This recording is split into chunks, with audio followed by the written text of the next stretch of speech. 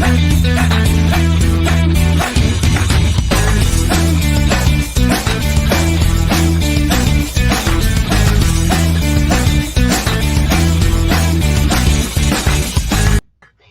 you guys, it's Tuesday. I'm Trisha Turner. This is Anything But Average, Achieving Success in Life. I got Anthony Lamacchia on today. This is super cool. I'm excited. If you guys don't know him, you need to be following him. You need to look at him on YouTube. He's got high energy. He's super determined. He's super focused, and he's crushing it in real estate. And we're going to talk about that today because I've been traveling for years. I go to all kinds of events, and Anthony and I are in the same room pretty much a lot of events this year. He's been on stage and at a couple of them as well. And so for you guys in real estate, the failure rate's super high. It's somewhere between 87 and 91% that first 2 years. And so we believe that we need to get out there and make a difference and share people's stories. Like, how'd they do it? How did you get to that level of success? So Anthony is joining us today. His home office area is Massachusetts. And so Anthony, welcome. If you could kind of share a little bit of your backstory, let everybody know how long you've been in real estate and name of your company and all that. Well, Trisha, thanks very much for having me. As you said, my name's Anthony Lamacchia. I'm broker owner of Lamacchia Realty. We serve 6 different states, mainly up here in the Northeast, but we've gotten into Florida in the last year. This year, we're going to sell $1.7 billion worth of real estate. We are a brokerage model. We're a brokerage, about 460 agents, 75 people on staff. I started in the business in 2004. I started as a single agent. Just built up from there, single agent, assistant, small team, big team, mega team, and then converted in 2015 over to brokerage model. And that's what I love. That's what I'm most passionate about. I love teaching agents to grow their businesses, improve their lives, give them a platform, technology, products, services, tools to help them grow their businesses. And that's what I do. And I'm fortunate to meet great people like you. I'm thrilled to be on here. You have quite a following nationally, and so I'm honored to be on and happy to talk and share anything you want to ask me. All right, so first of all, I want to unpack that 2004 to 2015, single agent, getting an assistant, building a team. What was that like, and what inspired you to be like, I'm going to open my own brokerage? Because I did that too. Did the same pattern. I was like, I'm going to open my own brokerage. So I did that as well. But then, of course, I switched over. You and I like the things that you're doing with your services, your company cars, your vans, all that. That's up here in my mind, and that will start next year as well. So kind of walk me through 2004 and then what led you to opening your own brokerage. And then now you're expanding like crazy. Yeah, we are, and it's exciting. We finally hit our scale point, and we've got a long way to go. We're not perfect, but we definitely have hit the point that now we're doing this. For sure. Your question was 2004 to 2015. So I started as a single agent at the time. From 2004 to May 2006, I worked 40 to 50 hours a week in real estate and 40 to 50 hours a week working for my dad's landscape construction business, which I had to leave in order to get into real estate.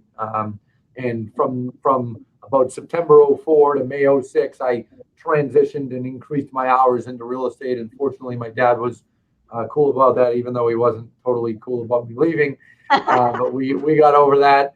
And, had a business partner, had one assistant who's down the hall. She is our vice president of finance now. And then just built up from there. Went on our own independently in 2009. In 2014, I bought out that business partner that I had. And we've grown the company. Kind of funny. I realized it last week, actually, 2 weeks ago. But we've grown the company. If you were to measure revenue, we've grown it 22 times revenue since I bought out my business partner. So I'm happy about that. Stop you right there. So 2009, that was right in the middle of the mortgage crash. That had to have been like, I don't know about what you guys were doing in Massachusetts, but here in Texas, it was brutal. There was foreclosures everywhere. Nobody was buying houses. Nobody was lending money. What was that like for you going off on your own in 2009? It was a tricky time. I remember the summer of 2007, pretty much till the summer of 2008. Well, actually the fall of 2008. There was like a year and a half there that it was like, whoa. And there were moments that it was touch and go for us, but there was a lot of people upside down and people Oh that yeah. were getting more and more and more upside down. So what we made the decision to do is, and I was a little late to it, was get involved with foreclosures and help banks sell properties. I mean, when they foreclose, someone's got to sell the property. Mhm. So we got involved in that, but I actually didn't like it very much. And I also got involved with doing short sales and I learned how to do them. And the thing that I liked about short sales is you're still helping the seller. I mean, it's a seller, it's a sale, right? Yep. But you have to go through one more layer of approval, which is with their bank. So when I used to come down to your beautiful state all the time, almost monthly in 08 and 09, to visit all of the major banks, I would go with friends to visit them for foreclosures. But I also got very good at saying, who runs short sales here? Or I know that Joe Schmo runs short sales. I want to meet them. Or emailing them advance. Hey, Joe Schmo, I'm going to be there on your foreclosure side. I'd love to come and say hello.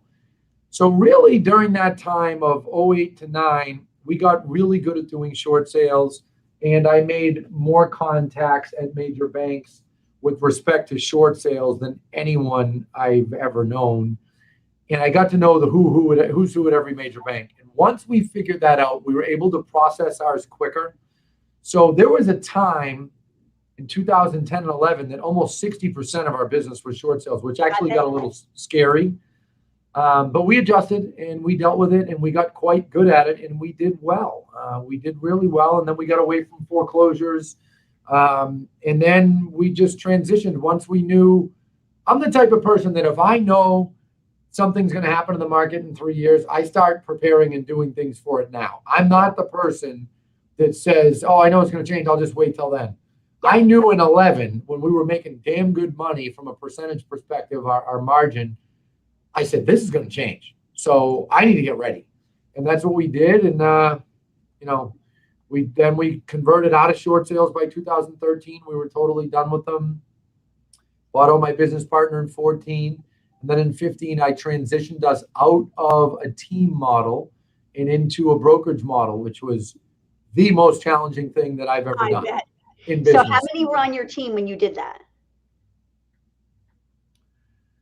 I remember speaking at an event we had when we changed the name of the company in July of 15, and I remember saying we had 35 people. Okay. 35. So, but I'll tell you, until a year before that, we were like 20 people or 15. Yep. And there were some years there we did quite well. We sold 600 homes a year, 500 listings a year with 8, 9, 10 people. Nice. So, I obviously know how to work with buyers and sellers.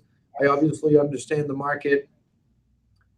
And then in 2011, when I got out of selling and just had other people doing it, I was really able to focus on working on the business. Yep, you have to.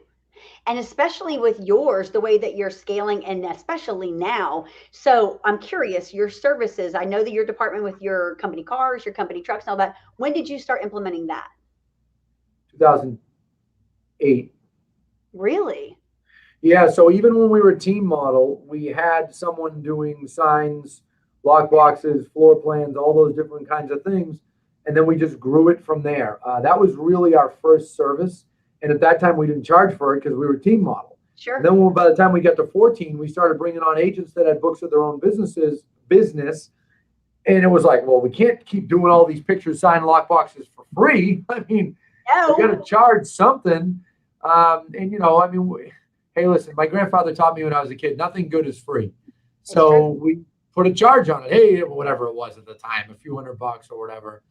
And that was really our first service. Then we started offering listing assistance. When an agent would get a listing, we would assist them from the time they signed it up to the time they closed it.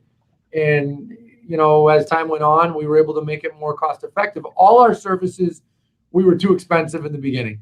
Sure. And then as the 2-3 years went on, we got better at it. We were able to bring the cost down, increase adoption, spread that economy of scale, and really bring the cost down. And now our agents, in this market, like up here in Boston, to get a good set of pictures done, you're spending $400 to $800 or more. Okay. Our photographers do pictures. Then we have guys that do signs, lock boxes, floor plans, everything for like $300 to $450, depending on the size of property. So we intentionally, and if they're watching, I don't care, we intentionally undercut the competitors in those spaces, because I know our agents are better served getting it done in-house when our teams are working together on their behalf. So I don't know people, when they run the team model, a lot of people believe that the team model is more profitable than doing like what you're doing with your own brokerage. What say you? Like, I'm curious to know.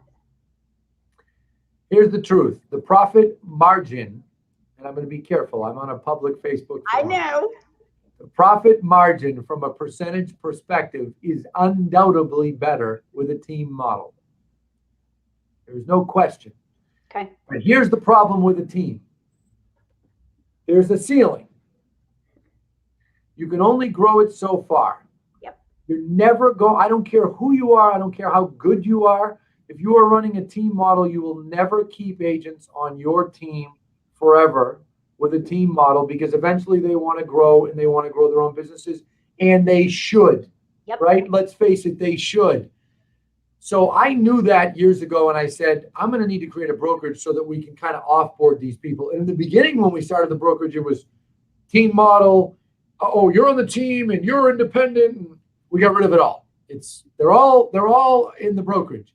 We have lead products that we offer to agents, and when they need them, they can go through the training for those lead products and get on them, etc. But I'll finish your question because I know the viewers are dying to know the answer. From a percentage perspective, if you're measuring margin only, obviously a team model has the highest margin, but you can't scale. So I will tell you, we make far more money now than we did then, even though our margin then was bigger. Our margin now is smaller, but we're going to do 1.7 billion this year, which is insane. Okay, so on your services with your company cars, company vans, trucks, how many do you have now? We've got 5 or 6 Ford Transit Connects, F-250 truck, I think 7 Kias, a Kia SUV that's being delivered next week. Nice. We're very heavy on staff, and we're buying a Kia SUV for Florida. I don't know if people in Florida know that yet, but now they do. Right, so who's driving them? Well, photographers are driving some of them. Realtors who we hire on the staff side to help people in the field. So in addition to the services that I've mentioned, the pre-list services with photography and all that, we also have listing assistants, buyer assistants, all these different administrative type assistance roles. Well, this year, back in the spring, we started something called Agent Field Services. Oh, I like that. And that is like Uber. When you need a ride, you go on your phone, you order a ride, right? We don't. I will admit, we don't have the tech for Agent Field Services down totally yet, but we do with respect to all the other services. But anyway, we have at this time 3. We're going to go to 5 by spring. We have 3 full-time realtors, all that have been in the business more than 5 years, all who have listed and sold and done all those things on their own, who are field service agents working for the Agent Field Services department. You're a realtor in the field. Oh my God, my buyer wants to see a property Thursday night at 5. 10 minutes later, another buyer wants to see a property Thursday night at 5:30, 6 o'clock. Realtors can't be in 3 places at once. They put an order in to have a field service agent cover it. We have all the emails, all the communications down. The introductions go out. Hey, it's Trisha. I hate to tell you, but I can't make it on Thursday night, but don't worry. I'm going to ask Melissa to come out. Melissa's a seasoned agent. She's going to show you the property. She's going to get you in there. I want to accommodate the time that you want. Plus, we don't have time to waste. This thing's going to have multiple offers by Sunday. So she'll meet you on Thursday at 5 o'clock. Connect them on an email, blah, blah, blah. We have a whole process. Yep. And we charge the agent. There's a charge for that. Nothing good is free. Absolutely. So we charge for that. The field service agents cover open houses, home inspections, you name it. So we're Is it like an a la carte fee, or are you taking a percentage of the commission? No percentage. A la carte fees depending upon dollar amounts per service necessary. Do you think it'd be easier just to do a percentage of commission? Yeah, but I don't think that's fair to the agent, because on the luxury sales, we would be collecting massive dollar amounts, and they don't need to pay that. All we want, Trish, is to cover our costs with our services. And Okay. I will tell you, on agent field services, we are not covering our costs. We're losing. I bet. Anytime we launch an initial service, we lose money. But I shouldn't totally say that, because the people running it are going to say, hey, Anthony, don't forget, we produced a lot of sales that wouldn't have happened had we not had that service. Yep. So if you measure dollar for dollar, cost of the employee, who, by the way, is a licensed realtor, cost of the car, gas, all those things, Yes. you measure that cost against what we charge the agent, we're bleeding money on it, right? But we're creating sales that wouldn't otherwise happen. We're creating a better experience for the end user, the client. Remember that. The majority of my focus every day is how do we produce better products, services, et cetera, for our realtors. Yep. But I always have clients in mind. You have to. We've got to make sure that we at Lamacchia Realty can provide value, can provide a good service for clients. And I know obviously our realtors work independently and they've got to do things on their own, but anything we can do to support the realtor that will have a tangible positive impact on the consumer, I want to be doing. And that's why we do it. And that's why we do it. I'll tell you, we lost money on photography for 4 years. And now, as of the last 3, we're breaking even. And we're happy with that. That's insane. But when you look at like your track record of things, like I can only imagine the way your brain works. I think our brains are pretty similar. Like you're firing stuff at all times. We're going to do this. We're going to get involved in this. We're going to get involved in this. Do you do staging as well? We don't. I'm But surprised. we don't. But we've been. I will tell you, you must be looking in my drawer. I've got a drawer over here of possible future endeavors. And there's someone in the company who will likely see this, who has said to me, we should be offering staging as a service. So that is on the docket of potential things. You know, here's the thing. You know this.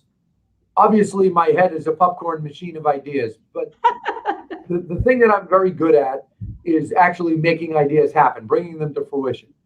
And part of bringing things to fruition is not trying to implement too many things at once. Yep. I was at John, you know, our friend and our coach, John Cheplack, great guy. I was at his event in September of 18, and they were passing the microphones around the room. And everybody had to say what their superpower is. It was the beginning of the event. Everybody started, oh, my superpower is I make people feel really good. And my superpower is I really can relate to people. And oh, I got the microphone. I said, my superpower is I make shit happen. And everybody burst out laughing. I said, guys, that's what I do. You do. But I do that because I'm very deliberate in my steps, and I make sure that we put things in place and we make them stick. Mm-hmm. So yes, is staging on the docket? Yes, but it's not a service we offer yet because we got enough things we're offering right now. Okay, so I'm curious. I'm sure you know the EOS model. Is that what you're following? The 3-year plan, living in the 90-day world, the VTO? Does that sound familiar to you? Oh, of course it sounds familiar. My entire executive team has read that whole book, and we use a lot of their principles. And we actually just this morning we're updating our list of rocks. I was just going to ask you about that because we're in 4th quarter, and you just talked about things being on your docket in the staging company. Where is that on your docket? It's got to be in your 3-year. I'm sure it is. I think it's something that'll happen, but I don't think it'll happen in the next year. Okay. So with that, we started doing it here.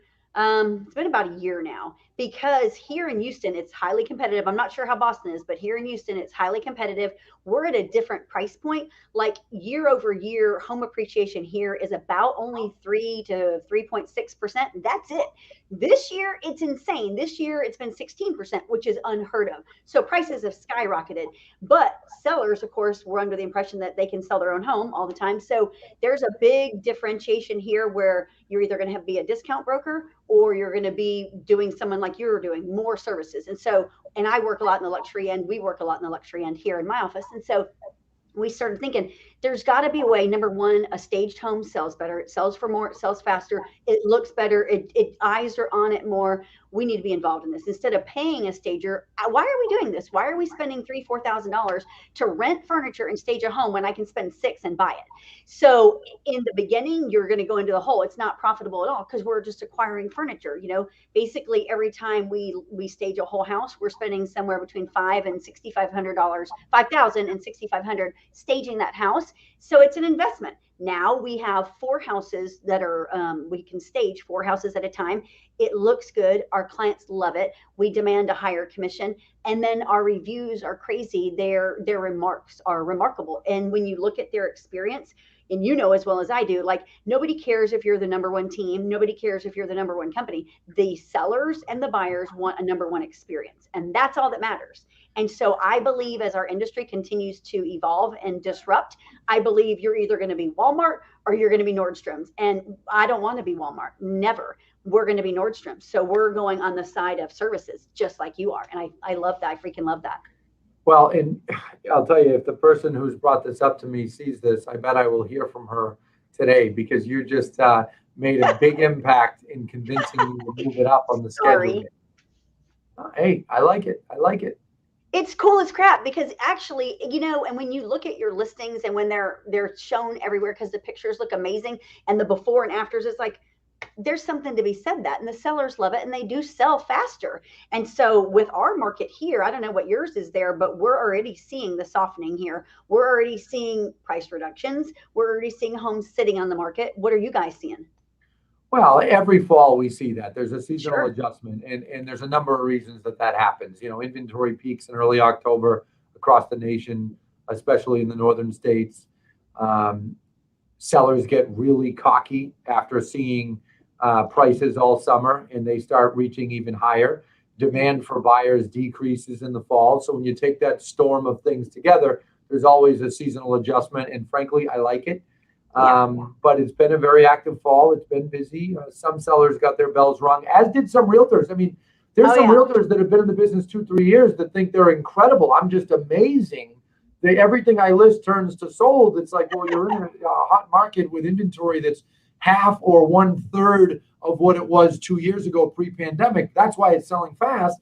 You know, so it's an interesting period that we're in. But I will tell you, mark my words, we get into winter, January, February, March, it's going to be a carbon copy of what happened this past January, February, March. There will be bidding wars everywhere, particularly in the northern states, where more sellers pull their homes off the market and wait till spring to list. So you're going to see it again. I think you said that. I was going to pick your brain, because you said it a few minutes ago that you like to be ahead of what's coming in the next 1, 2, 3 years. What are you seeing? What is 2022 going to look like for us? 2023. You know, this morning I got a call from number one mortgage broker in the country, friend of mine. He's at guaranteed rate, and he said, when is inventory going to get back to normal? And I said, well, what's normal? Pre-pandemic level? He said, yeah. I said, if you remember right, in April 2020, I had said it will take at least as long as August to October, somewhere in there, of 2022 to get back to pre-pandemic levels. I said to him this morning, I said, I actually think it might take till 23. There's just too much demand. Now, if rates skyrocket, which I don't think they will, because the Fed's watching it, and the Fed's going to buy bonds as long as they need to keep them coming up slowly. But if that were to happen, that's the one wild card that would throw things off. If it doesn't, I think inventory is going to continue to improve, but it's going to take till August of, I hate to say it because I'm changing my prediction, but it's funny, if you go back and look at clips, when I was on Crush It in Real Estate, you can see the word crush back there on the wall. When I was on Crush It in Real Estate, and when I was on Lamacchia Realty on Facebook, both of those Facebook pages during the pandemic, I had said, if I'm wrong saying August of 22, I'll be too early. It'll be August of 23. And that's what I see now. So I'm thinking it's looking more like 23. And this is the first time I've said it publicly. So. Well, here's another thing. I do team meetings every Monday here in my office. So yesterday I was telling my people, I'm like, here's what you guys aren't thinking, and a lot of people aren't thinking. Here in Houston alone, February, March, and April of this year, there was zero inventory. You know, there were 30, 40 offers on properties. So all of those buyers, a lot of those buyers, you know, if 30 offers went in, only one was getting accepted. So 29 people were still out looking for a home. Correct. They grew weary. So by April, that was really diminishing. And by June, it had really diminished. A lot of those buyers went into rentals. They rented apartments for a year. A whole lot of them did, because we had an influx of people coming in from other states. So I told my agents, I was like, what you need to be doing is think, those people are buyers again. Here we come. We're coming up on that cycle again, where their year rental that they did is coming up, because here the apartments are at 100%. Like you can't get an apartment and the rents are skyrocketing because of that. But that's what happened. So think about that. So when you say there's not going to be any inventory next year, I believe you because we've got all these buyers cooped up in rentals right now waiting. Like, I got to get out of this rental. They don't want to be in that apartment. Yep. No, I think it will get better next year, especially after July when we get to the second part of the year. But I'm starting to lose confidence that we will be back to pre-pandemic levels by the fall of 22. I'm starting to think it'll be more like 23. I'm with you there. So with your expansion that you've done, when did you start branching into other states and why? Well, we went into New Hampshire, so obviously our headquarters in Massachusetts, or maybe not obvious to everybody, but our headquarters in Massachusetts. Went into New Hampshire in 2010, Rhode Island in 2011, and then pretty much stuck with that till 2, 3 years ago. And the reason is our agent count has grown substantially. We're at 460 agents as of, I think, yesterday. And we will be north of 500 within 60 days. And, we're on a roll. And I will tell you, orders in all of these places, and are you buying the building or are you renting space? So because of the agents and because of the proximity of where a lot of the agents live, we're not like you're in Texas. You drive 300 miles each way, you're still in Texas, right? Right. Up here, you drive 40 miles north, you're in New Hampshire. You drive 40 miles south, you're in Rhode Island. You drive 60 miles that way, I'm going Thursday hunting, you're in Connecticut. It's crazy. Right? So because of that, we had to just get all the abutting states. Now, Florida was a bit of a strategic, more of a well thought out decision. Why? So part of our business, Trish, I don't know if you know this, but part of our business is relocation. We've really put a lot of focus into our relocation business. Back in 2016, we were fortunate to get accepted into leading real estate companies of the world, which is a invitation-only network of the best privately held brokerages in the world. And it's not hard to get into. I mean, it's not easy to get into. It's very hard to get into. There's about 600 brokerages in the world total that are in it, 450 in the United States. And that really opened my eyes to relocation, both from a broker to broker perspective or brokerage to brokerage, right?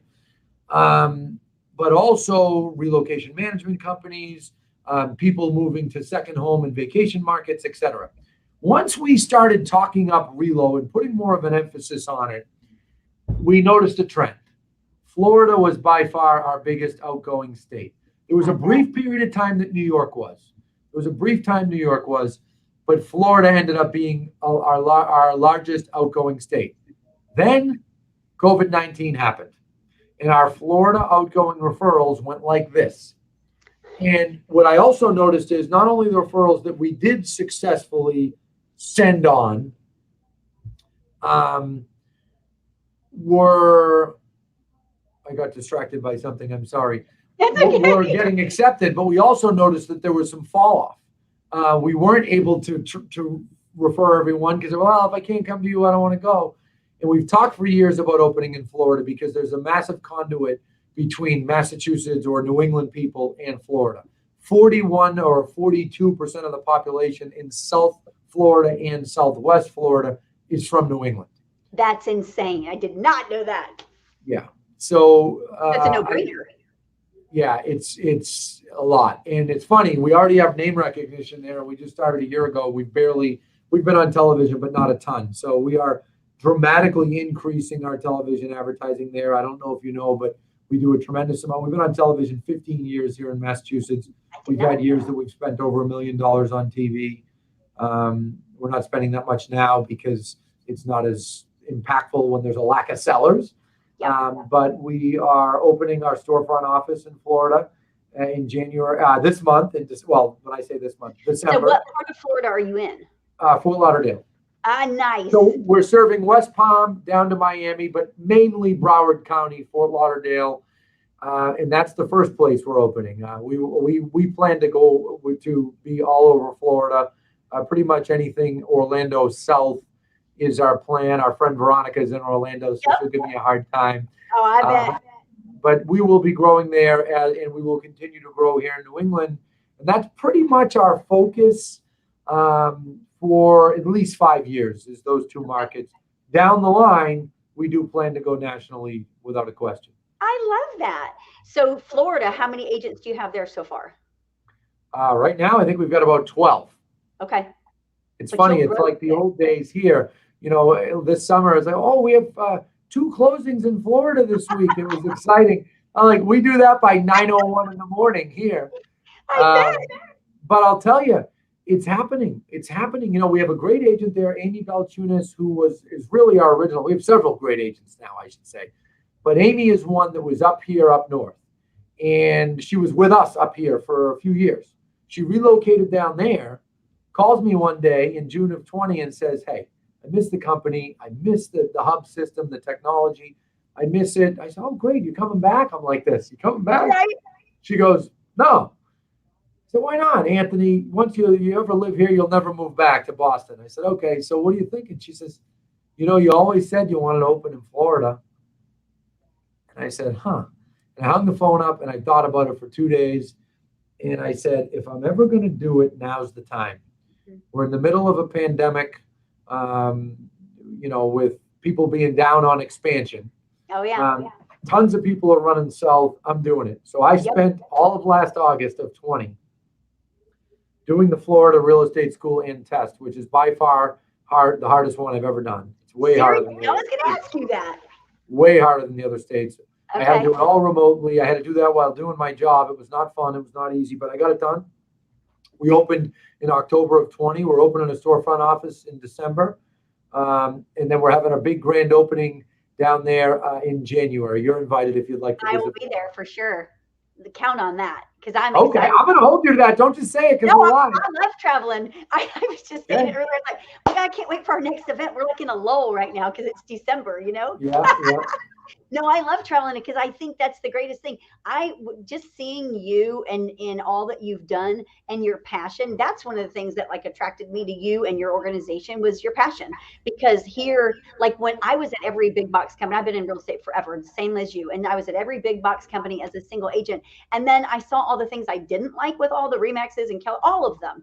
And I was at, discount broker. I did all of it because I was like, I'm going to do my own thing. I want to see what I don't want to do. So then when I got my broker's license, and that was 5 years ago, and I opened my own office, and the goal wasn't ever to grow big. It was for me just to have the right agents in my own space that I could help them and them live an abundant life. That's all that it was.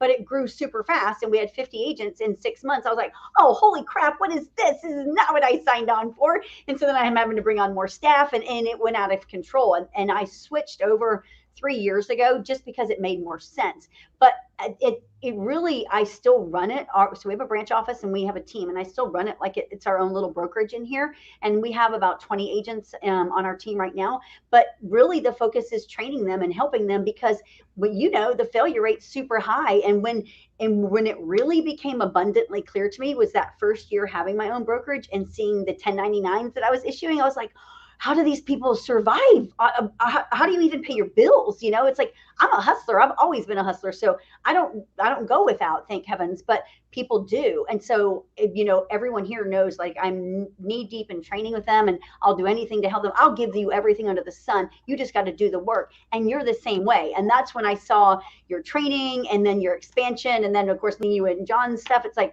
holy crap, I just love everything that you're doing. And I want to talk about Crush It in Real Estate because I think that's super cool. Talk to me about that. So Crush It in Real Estate is obviously the Facebook page that we created in November of 17. Now it's grown into more than a Facebook page. We have a whole website. It's an entire training. It is under the umbrella of Real Training and Systems, which is another company of mine that owns our technology that we built and owns all the training. And it really, I'm very, very passionate about training more than anyone I've ever met. I really enjoy teaching people step by step how to work with buyers, work with sellers. And it's something that I got very passionate about back in 2012, because at that time we hired a consultant and I realized that what an impact I could have on someone's life when they got weekly training. And it made me just so passionate about it. And then in 2017, John gave me the idea, hey, you got to create it. He says, I've heard you're a good speaker. I've heard you're a good trainer, but you need to share some nuggets because no one's going to know it unless you share. So I created the Facebook page called Crush It in Real Estate, and I had 1,000 likes in about 6 days. And Wow. that shocked me. And now we're at like 30,000 and we have 30 something thousand followers. Some realtors don't want to like it, so they just follow so people don't Yes. know. But you And actually that, offer your training like to everyone. They don't have to be just part of your brokerage, correct? oh yeah, no, so what we did is we kind of parlayed the two together. So as you know, you're a training customer. Yep. We started selling the training across North America in 2016 or yeah, it was 16. Might have been 15. And we were doing it live. Like we would put our Wednesday trainings on and we would Skype other companies in. I had a buddy of mine in Virginia was the first customer ever. And all of a sudden we had 15 customers with 20 different offices. And before you know it, it was destroying our own training because someone's feed would go down. And so finally 3 years ago, we put it all online in Kajabi. Now we sell subscriptions. I can sell it for substantially cheaper. And we offer it to team leaders and broker owners all across North America. And it's very effective. You know, we teach people the art of how to convert a buyer, how to convert a seller. And in my opinion, Trish, this is the biggest thing that broker owners and team leaders just don't get.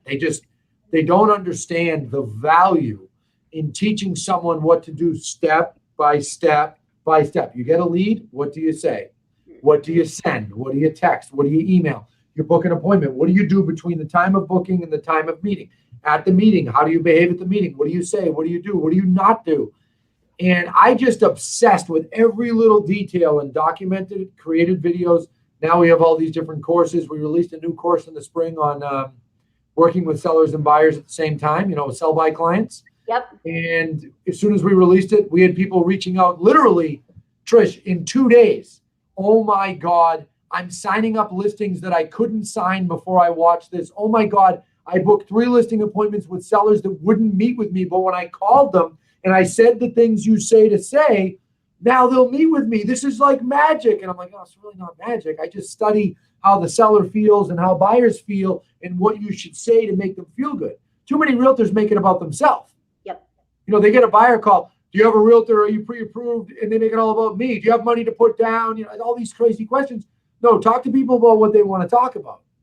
And that's how we created the training. Then we created a Facebook course, a price adjustment course, everything you can imagine. Now they're all in the system. I just recorded Saturday. I came in, or Friday, all day and recorded a goal setting and achieving, not just goal setting, goal setting and achieving course that's getting uploaded by next week. So that's what we do. And now it's turned into another business line, and it's successful. Awesome. But I don't offer it in the markets we sell. I've committed to our agents that the markets that we're in, we don't. So we do have some training customers in Southwestern Connecticut. We have several in New York. We have some in Florida, but they're all north of South Florida. And then everywhere else in the country and in Canada. We have a lot of companies in Canada on the training. So what's your goal as far as one of your goals for agent count? Where are you trying to get to in your local market there? Well, Tell me. I want to first say that our number one goal is to be the largest and best privately held brokerage in America. That's our first goal. Once we achieve that goal, which truthfully is probably another decade or two, then we're going to go after the beasts. We're going to go for the big ones, right? And they're very worthy competitors. When I say beasts, I mean large companies, right? Sure. That'll be our second goal, going after the franchises and all that. But in order to do that, we're going to have thousands and thousands of agents. There's no question, thousands. But we are going to do it in such a way that we are going to make sure that we keep the culture, we keep I call it principles. You know, I was raised by my grandfather. He used to talk to me about principles. He used to say, when you're telling someone to do something, you got to make sure they understand the principle behind it before they're going to do it with passion. And so our principles, our values, our culture, we need to keep that in place. And what's funny, Tricia, is I keep hearing, 5 years ago, you have 50 agents. When you have 100, it's harder to keep the culture. Okay, great. We got to 100. When you get to 200, forget it. Your culture's gone. We got to 200. When you get to 300, here's the thing. Our culture is actually stronger. Wow. And I've learned, and I'll be honest, I was fearful of it. I bet. But it's stronger. The reason is we treat people the way that we'd want to be treated. I just filmed the video. It's my 6th video or 7th that I did in a series called Real Talk with Anthony. So if people log on to realtalkwithanthony.com, they're going to see a whole bunch of videos. One of the videos, the first one, is about our story, our vision, my goals, and all that. Then I did a bunch of other videos on services and different things with the company. I decided to do a video just simply on people. Oh. This one's going to be coming out probably next week. And what I talked about is how I had a 4th grade teacher who talked about how you need to do unto others as you would want them to do unto you. And I talk about that in the video. I'm not going to say anything else because I want people to watch it. But when you treat people like that, the laws of reciprocity come back to you. But you have to do it first. Leadership, our leadership every day is proving ourselves to our realtors and our staff. Yep. Every day. Yep. And when you do that, you get it in return. So to answer your question, a very long answer, we will have thousands and thousands and thousands of agents. So your brick and mortar that you have there in your home office, how big is it? How many agents are you basically seeing in there regularly? Well, no one's here. This is headquarters. We have 5,000 square feet. No one's out of this spot, but we have 12 branch offices. Okay. Or 11 branch offices. They range from, one of them is as small as 400 square feet. That's kind of unusually small. Most of them are 1,000 to probably 3,000 square feet. 4,000 at the most, one of them. I own a lot of branch offices in that small area. Well, it's not that small of an area. It's an hour, all the offices are an hour, half hour. I'm kind of in the middle. So where I am right now is Waltham. It's the largest city right outside of Boston. Gotcha. Boston is 15 minutes from here. The edge of Boston is 5 minutes, 10 minutes. All our branches are kind of in a circle outside of Boston, like around the major highways, which, by the way, that works better when you open offices near major highways. You can attract recruits a lot easier, but it's not. Our most successful office is an hour away in Worcester, Mass, which is the 2nd largest city in New England. So they're not as close as you think by looking at them. How many billboards do you have up? I don't know. Somewhere between 45 and 55. I love that. I don't know. Yeah, we have a lot, and we have them on major highways. We get about 10 on major highways. They're very effective for branding. They're not effective for direct response, but that's okay. We like to invest in our brand. You have to. You have to be seen everywhere. So when you look at, if you were telling somebody, I would say, to scale their business, what's some of the first things that they should do? Is it radio, billboard, TV? What's your thoughts? Company cars? It depends what level they're at. If you're a single agent, you have to be partly insane to go on TV without an infrastructure. That's what I did. Okay, well, look at you in Florida. You're going into a market that you're not known in. You're known some, but basically it's like a brand new market. So how are you doing that there? We're on TV and we're about to launch a billboard campaign in a few months. Okay. But I have a model down. Your question was, how should an agent scale? Mailers to their sphere, mailers to a farm area. Radio and television is very effective. Television's more complicated. Radio is easy. You go in and record. Television, I'm not good at everything. I'm horrific at spelling. I wasn't good in school, but one thing I can do is talk on camera. So I've been able to make television very successful, way more successful than any other advertising medium we've been on, but I don't feel it's for everyone. Just being totally honest. Yeah, for sure. There's some people on there that definitely should not be on there. Yeah, and it's hard. And your demeanor on TV impact. It's no different than news anchors. I've done over 200 live news appearances. I've been interviewed on the news over 200 times. And nice. I know a lot of people in the news world, and if an anchor is a little bit awkward or quirky, ratings dip. So that stuff matters, but radio is effective. So how many channels on the radio are you on? Not many. We don't do a ton of radio. I think we're on 4 or 5. We do it intermittently throughout the year. TV is definitely our jam. Okay. Nice to know. But you asked me for a recommendation to another realtor. Yep. So, and I always like to, before we end this broadcast, I always like to ask, because a lot of these agents that watch are new agents. So, especially as we're coming into the new year, what would you tell an agent? Because you know the failure rate's super high. To in order to succeed in 2022, what are three things that that you feel they need to be focused on in order to achieve success? New agents or existing agents? New. Okay, if they're new, they need to, any level needs to go on Crush It in Real Estate today and like the page and watch every video that's on there. And I'm being funny, but I'm being serious. No, for real, that y'all do. Or the website, crushitandre.com, so that they can learn a lot of different things. But seek out other trainings as well. Brian Buffini is, in my opinion, the best by referral trainer to ever walk the earth. Yeah. Tom Ferry, I don't know him from a hole in the wall, but I know that he has some good training. Craig Proctor is someone they can seek training from. But bottom line, what I'm getting at is they have to put themselves out there. Yep. They're not going to learn if they don't put themselves out there. You just said how you're itching to go away, right?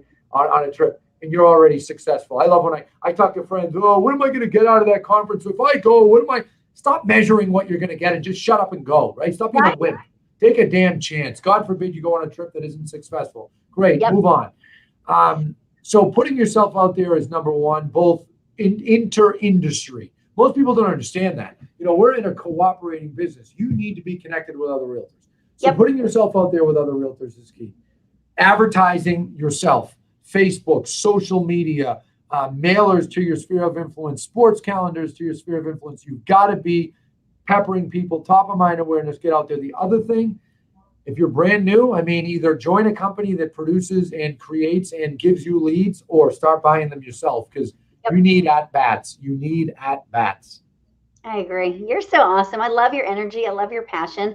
I'm definitely coming to see you, just so you know. Count on that. Good. Yeah, I am. Hey, Anthony, tell everybody where they can find you. Crush It in Real Estate. Crush It in Real Estate on Facebook, LamacchiaRealty.com. I'm on Facebook or Instagram, AJ Lamacchia. That's me. You'll find me if you really want to. Definitely. You guys, y'all need to pay attention to him. You just heard some of his story, but seriously, once you start following him on YouTube and everywhere that he is, you'll see his energy, his passion. You'll learn a crap ton of stuff on how to be successful in real estate. Look at him. You hear his vision. He's got a huge vision. I'm so super happy that you're in my life, and I am just learning from you all the time. Thank you very much, my friend. I look forward to seeing you soon. I appreciate you having me on. Thanks for being here. Bye, guys. All right. Take care.